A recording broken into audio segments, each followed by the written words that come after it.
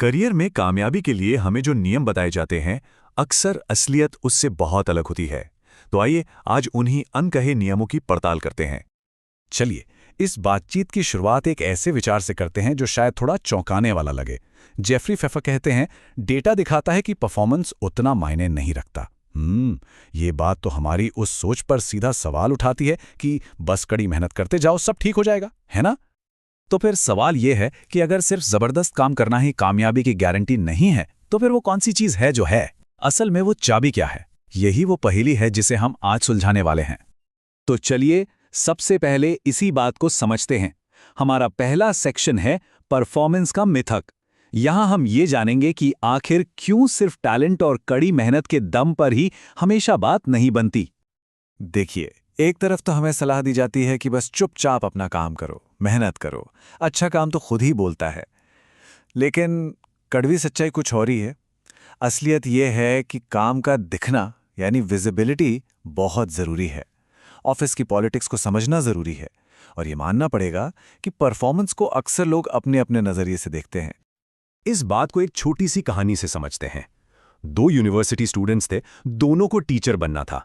कमाल की बात यह थी कि दोनों की क्वालिफिकेशन, एक्सपीरियंस सब कुछ लगभग एक जैसा था।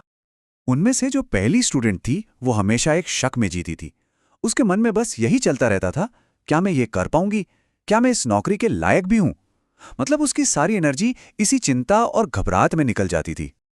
वहीं दूसरी तरफ जो दूसरी स्टूडेंट थी, उसे अपनी काबिलियत पर पूरा भरोसा था।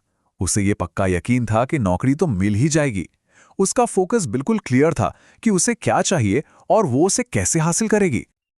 और नतीजा क्या हुआ? जिसे खुद पर यकीन था, उसे नौकरी बड़े आराम से मिल गई। और जो चिंता में डूबी थीं, वो संघर्ष करती रह गईं। ये कहानी एक बहुत बड़ी बात सिखाती है। फर्क उनकी काबिलियत में नहीं था, फर्क था उनकी सोच में, उनके माइंडसेट में। तो अब जब हमने परफॉर्मेंस वाले मिथक को समझ लिया है, तो अब वक्त है सफलता का एक नया मॉडल बनाने का। और इसकी शुरुआत होती है अंदर से, यानी अपनी सोच, अपनी मानसिकता को साधने से। इसे कहते हैं आंतरिक खेल। तो ये कोर कॉन्फिडेंस या मूल आत्मविश्वास आखिर है क्या? देखिए, ये घमंड या अहंकार बिल्कुल नहीं है। ये एक गहरा ठहरा हुआ आत्मविश्वास है जो मुश्किल हालात में हिलता नहीं है। ये असल में खुद पर और अपनी काबिलियत पर भरोसा करने की एक कला है जिसे कोई भी सीख सकता है। अक्सर कॉन्फिडेंस को लेकर कुछ गलत फहमियां भी होती हैं, जैसे कि ये सिर्फ ज्यादा बोलने वाले लोगों में होता है, या फिर fake it till you make it करने से आ जाता है। कुछ लोग तो ये भी मानते हैं कि कॉन्फिडेंट लोगों को कभी कोई डाउट ही नहीं होता। लेकिन सच कहूं तो असलियत इन सबसे बहुत अलग है। इसकी असली चाबी है रेजिलियंस, यानी कि लचीलापन। मतलब हर चुनौती को एक मौके की तरह देखना, और अगर कभी फेल हो भी गए तो उसे अपनी कहानी का अंत नहीं बल्कि एक जरूरी सबक मानना। यही वो सोच है जो असली आत्मविश्वास को जन्म देती है। अच्छा, जब अंदर का खेल मजबूत हो जाता है, तब हम बाहर के खेल के लिए तैयार होते हैं। इसका मतलब है अपनी इस अंदरूनी ताकत को बाहर की दुनिया में इस्तेमाल करके नतीजे हासिल करना। और इसी को कहते हैं प्रभाव की कला। इसमें 4 बहुत जरूरी स्किल्स हैं। पहला है ऑर्गेनाइजेशनल इंटेलिजेंस, मतलब ये समझना कि ऑफिस में असल में चीजें काम कैसे करती हैं। दूसरा, अपने काम और अपनी टीम की वैल्यू को सही तरीके से सामने रखना। तीसरा, लोगों का भरोसा जीतना, खासकर मुश्किल बदलावों के दौरान। और चौथा, अपने नेटवर्क का सही इस्तेमाल करना, क्योंकि बड़े मौके अक्सर वहीं से आते हैं जहां से हम उम्मीद भी नहीं करते। और ये सब कुछ मुमकिन होता है सोशल इंटेलिजेंस से, यानी सामाजिक बुद्धिमत्ता से।